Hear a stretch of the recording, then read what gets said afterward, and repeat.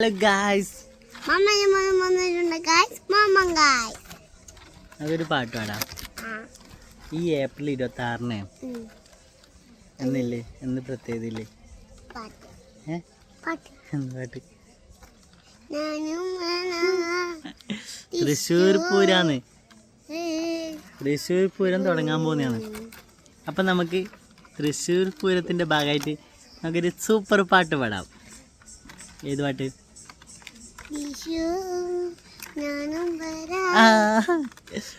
നമുക്ക് ഒന്നിച്ച് പാടാം. നമ്മൾ വലിയ പാട്ടുകാരൊന്നല്ല, പക്ഷെ നമ്മൾ പാടും. കാന്താ ഞാനും വരാ തൃശ്ശൂർ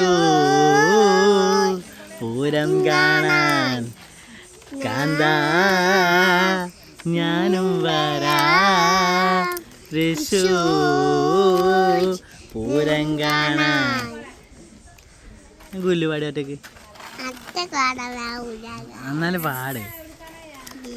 ആ പൂരം എനിക്കൊന്ന് കാണണം കാന്താം. മതി. അപ്പൊ ബൈ ഗൈസ്.